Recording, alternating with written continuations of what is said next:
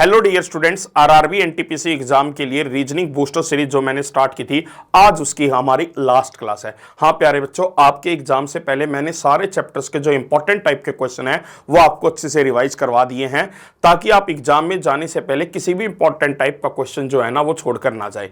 यदि किसी टाइप के क्वेश्चन में आपको प्रॉब्लम आई है जब मैंने रिविजन सीरीज स्टार्ट की है या बूस्टर सीरीज जो स्टार्ट की है, तो उस टाइप के क्वेश्चन को आप आरआरबी एनटीपीसी फाउंडेशन बैच या RRB group D master batch की प्लेलिस्ट से उस पर्टिकुलर टॉपिक का वीडियो देख करके अपना डाउट क्लियर कर सकते हैं।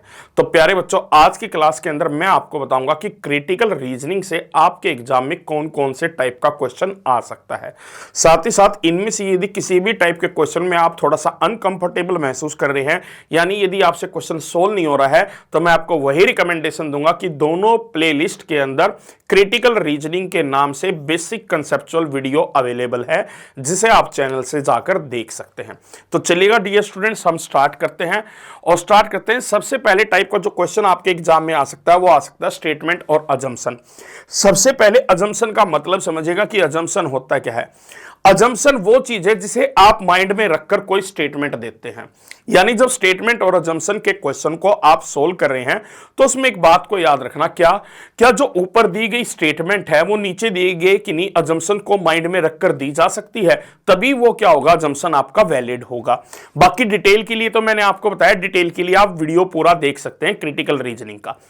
अब यहां पर जैसे कहा, it is desirable to start writing from 6 year of age.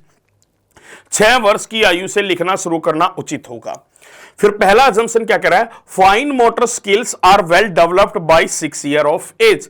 6 वर्ष की आयु तक सूक्ष्म गति कौशल अच्छी तरह विकसित हो जाते हैं। अब ये मोटर स्किल्स क्या होती हैं बच्चों, देखो ये आपकी जो कलाइयां होती है ना, इनको जैसे ठीक है ना, तो कलाइयों की जो मोटर स्किल्स है ना वो अच्छे से क्या है 6 वर्ष तक की आयु के आते आते क्या है आपकी डेवलप हो जाती है। तो यानी आप ये माइंड में रखकर ही तो ये स्टेटमेंट दे रहे हैं ना कि बच्चों को 6 वर्ष की आयु के बाद ही लिखना स्टार्ट करना चाहिए, क्योंकि आपने माइंड में रखा है कि साइंटिफिक लैंग्वेज में यह कहा जाता है कि 6 वर्ष तक की आयु आते आते जो भी आपका एक छोटा बच्चा होगा उसकी जो मोटर स्किल है ना वो डेवलप हो जाती है, तो वो लिखने के क्या है कैपेबल हो जाता है।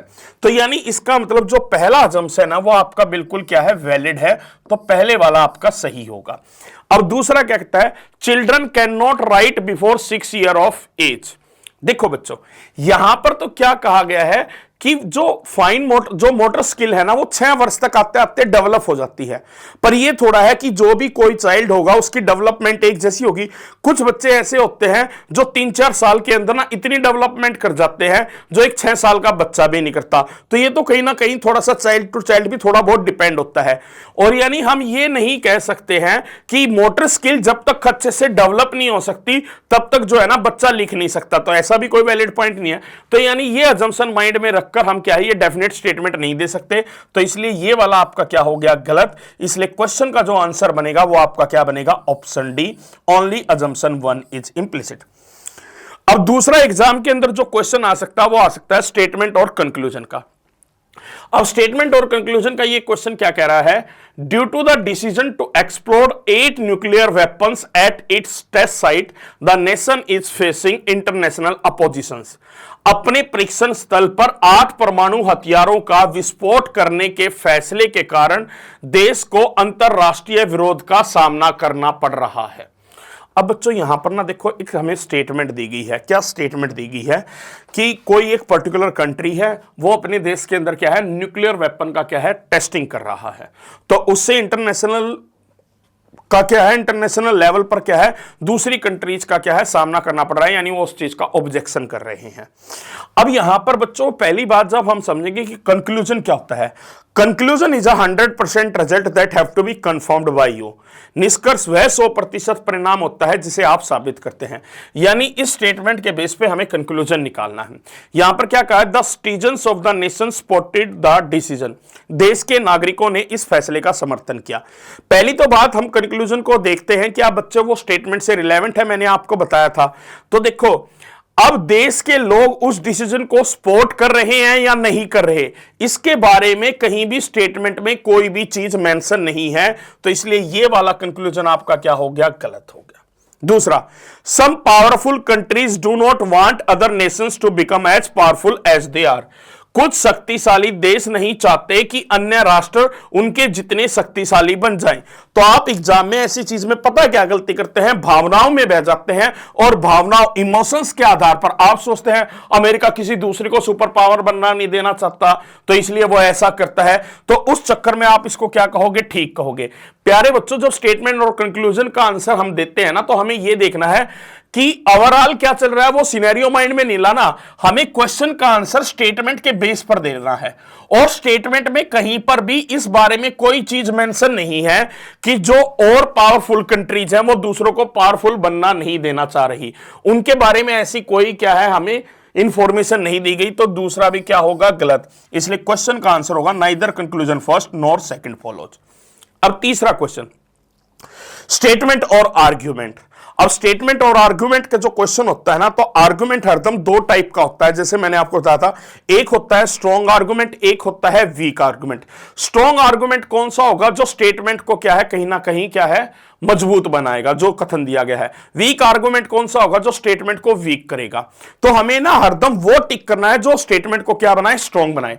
यहां पर कहा should there be no uniform school children like college students, क्या स्कूली बच्चों के लिए कॉलेज के छात्रों की तरह कोई यूनिफॉर्म नहीं होनी चाहिए। तो पहला कह रहा yes students should be given freedom to wear the clothes of their choice. देखो राइट टू फ्रीडम के अकॉर्डिंग ये बात आती है कि बच्चे हो चाहे बड़े हो चाहे बूढ़े हो, वो अपनी मनमर्जी के कपड़े पहन सकते हैं। तो यानी उसने कहीं ना कहीं देखिएगा बच्चों, कोई भी जो आपका आर्गुमेंट होगा वो कहीं ना कहीं यानी क्या है कॉन्स्टिट्यूशन को फॉलो कर रहा है। यदि आपका in the favour of constitution है, in the favour of country है, या in the favour of public है, लोगों की भलाई में है या देश की भलाई में है या संविधान का कहीं ना कहीं सम्मान कर रहा है, तो उस चीज को लेकर कोई भी यदि आर्गुमेंट दिया जाता है तो वो हरदम स्ट्रॉन्ग होता है। तो यहां पर राइट टू फ्रीडम की बात हो रही है, तो इससे आर्गुमेंट क्या बन रहा है, स्ट्रॉन्ग। दूसरा, no uniforms helps to create discipline and equality among students, नहीं यूनिफॉर्म छात्रों के बीच अनुशासन और समानता स्थापित करने में सहायक होती है। देखो यहां पर जो आर्गुमेंट दिए ना, एक पॉजिटिव आर्गुमेंट है, एक नेगेटिव है। यानी एक स्टेटमेंट को क्या है बच्चों, यस बोलकर फेवर में दे रहा है और दूसरा नो बोलकर फेवर कर रहा है। यानी एक विद द स्टेटमेंट है, एक अगेंस्ट द स्टेटमेंट है। पर ये दोनों के दोनों आर्गुमेंट क्या है, आपके स्ट्रॉन्ग है। क्योंकि दूसरा भी जो उसने मना क्यों किया, नहीं ऐसा नहीं होना चाहिए, कि उसने भी एक स्ट्रॉन्ग रीजन दिया। वो क्या रीजन दिया कि इससे जो है ना एक डिसिप्लिन क्रिएट होता है, इक्वलिटी क्रिएट होती है स्टूडेंट्स में। आप भी समझते हैं कि स्कूल लेवल पर बच्चे जब स्कूल में पढ़ने जाते हैं तो वहां पर अलग अलग कास्ट के क्या है बच्चे होते हैं, और यदि सभी बच्चे एक जैसी ड्रेस पहनेंगे तो कहीं ना कहीं इक्वलिटी समानता आएगी उनके अंदर। और साथ ही साथ इससे ऐसा होता है क्या बच्चों कि सारे स्टूडेंट एक टीम की तरह नजर आएगी, तो डिसिप्लिन भी मेंटेन होगा। तो दोनों आर्गुमेंट क्या है, स्टेटमेंट को क्या कर रहे हैं, सपोर्ट कर रहे हैं। इसलिए क्वेश्चन का आंसर क्या होगा, both the argument are strong. अब नेक्स्ट क्वेश्चन की तरफ बढ़ते हैं। फोर्थ टाइप का जो क्वेश्चन आपके एग्जाम में आ सकता है वो कौन सा आ सकता है, स्टेटमेंट और कोर्स ऑफ एक्शन का, कथन एवं कार्यवाही का। ठीक है ना। अब कोर्स ऑफ एक्शन का मतलब क्या होता है, यदि कोई स्टेटमेंट दी गई है उसके आधार पर इमीडिएट रिएक्शन क्या होना चाहिए, उसको हम क्या कहते हैं, कोर्स ऑफ एक्शन। जैसे यहां पर कहा road accident are going to increase day by day, सड़क दुर्घटनाओं में दिन प्रतिदिन वृद्धि होने वाली है। अब धीरे धीरे जैसे जैसे हम आगे जाएंगे ना, तो क्या कह रहा है कि जो रोड एक्सीडेंट है ना उनके ज्यादा होने के चांसेस हैं। उनके ज्यादा होने के चांसेस मल्टीपल रीजन हो सकते हैं। जैसे आप समझ सकते हैं कि देश की हमारी पॉपुलेशन ज्यादा है, कहीं ना कहीं जो व्हीकल्स हैं वो भी हद से ज्यादा हो रहे हैं, कहीं ना कहीं लोग अपने कामों को लेकर इतने ज्यादा वो हो चुके हैं कि समय की कमी सभी के पास है, सबको कम समय के अंदर ज्यादा से ज्यादा काम करना है, तो कहीं ना कहीं थोड़ा सा जल्दबाजी में रहते हैं। तो इससे क्या है, मल्टीपल रीजन हो गए, रोड्स कम होना, ठीक है ना, व्हीकल ज्यादा होना, और उसके अलावा क्या है, लोगों के पास टाइम कम होना। ऊपर से कुछ क्या है बच्चों, लोग ऐसे भी होते हैं जो गलत नशे पत्ते करके भी गाड़ियां चलाते हैं। तो हर चीजें के तरीके जो हो गए ना इंक्लूड, तो उससे रोड एक्सीडेंट होने के चांसेस तो बढ़ेंगे। हमारे देश की तो वैसे ही पॉपुलेशन बढ़ती जा रही है। अब ऐसे सिनेरियो के अंदर जो कोर्स ऑफ एक्शन है वो क्या लेना चाहिए, पहला, government should start awareness program that promote following traffic rules strictly. हाँ, एक और बड़ी बात है, हमारे देश में तो लोग रेड लाइट को फॉलो ही नहीं करते। रेड लाइट है तो होगी रेड लाइट, उनको तो क्रॉस करके निकलना है, ऐसी चीजें होती है। तो हमें कहीं ना कहीं एक अवेयरनेस प्रोग्राम जरूर चलाना चाहिए, जिससे लोगों के अंदर यह जागरूकता पैदा की जाए कि कई लोगों को जागरूक बनाया जाए कि उनको कहीं ना कहीं ट्रैफिक रूल्स को क्या है, फॉलो करना ही करना है। तो पहले वाला कार्यवाही तो बिल्कुल ठीक है। दूसरा, government should put a limit on registered of new vehicles, ये कौन सी बात हुई? ये तो आप पता क्या बात है, प्रॉब्लम का सॉल्यूशन निकालने की बजाय ना प्रॉब्लम को खत्म, मतलब प्रॉब्लम से दूर भाग रहे हो। अब एक बात बताओ, किसी की नई गाड़ी लेने की इच्छा है तो आप उसको रोक दो कि व्हीकल ज्यादा हो रहे हैं रोड पे, ये तो कोई चीज नहीं हुई ना। आपको उससे पहले जो आपने किया है उसके ऊपर आपको कार्रवाई थोड़ी ज्यादा करनी चाहिए। अब मान लो हमारे देश के अंदर मैं कहूंगा एक सिटी ए है और एक बी है, इसके ऊपर ना आपका एक डबल लेन का रोड है, यानी गाड़ी यहां से जाती हैं और इस तरफ ऐसे आती हैं, ठीक है ना बच्चों। अब आप इस केस में क्या कहोगे, अरे पहले इसके ऊपर ना 100 गाड़ियां चल रही हैं तो कोई नई गाड़ी नहीं देंगे हम, ऐसा क्यों है? इसका अल्टरनेट सजेशन ये भी तो हो सकता है ना कि इसको आप 4 लेन रोड बना दो, कि जैसे यहां से आपकी जा रही हैं तो वो 2 लेन में जाएंगी और आएंगी भी किसमें, 2 लेन के अंदर। तो यानी आपको सॉल्यूशन दूसरे ढूंढने हैं, उसको आपको क्या है, लिमिट नहीं करना है। तो इसलिए क्वेश्चन का आंसर क्या बना, ऑप्शन बी बना। अब 5वां क्वेश्चन जो आपके एग्जाम में आ सकता है बच्चों, वो क्वेश्चन क्या आ सकता है, वो आ सकता है आपका रीजन वाला। ये भी बड़ा अच्छा क्वेश्चन और रेलवे एग्जाम में आता ही आता है। स्टेटमेंट और रीजन। रीजन क्या होता है, कोई भी एक स्टेटमेंट दी गई है उसका रीजन, यानी रीजन वो होता है, कारण वो होता है जो स्टेटमेंट को जस्टिफाई करता है, वो हमारा रीजन होता है। क्रिटिकल रीजनिंग की वीडियो में मैंने बताया था। Even though sugar is added in most of the food item cooks, it is not for health. हालांकि पकाए जाने वाले अधिकांश खाद्य पदार्थों में चीनी मिलाई जाती है, लेकिन यह स्वास्थ्य के लिए ठीक नहीं है। हाँ बच्चों देखो, ज्यादातर जो खाने बनते हैं ना, या मान लीजिएगा कोई भी फूड आइटम्स है, उनमें शुगर ना बहुत लेवल पर क्या है, ऐड की जाती है। पर ओवरऑल कहने का मतलब क्या है, शुगर हम ऐड जरूर करते हैं, पर कहीं ना कहीं शुगर जो है ना वो सेहत के लिए अच्छी नहीं होती है। तो कौन सा रीजन है जो इसको क्या है, जस्टिफाई करे? पहला कह रहा है sugar add more taste into any food being cooked, चीनी किसी भी पकाए जा रहे खाने में ज्यादा स्वाद जोड़ती है। ये रीजन जो है ना स्टेटमेंट को जस्टिफाई कर रहा है। क्यों? क्योंकि यहां पर स्टेटमेंट में क्या कहा गया कि शुगर जो है ना ज्यादातर फूड आइटम्स में क्या है, मिलाई जाती है।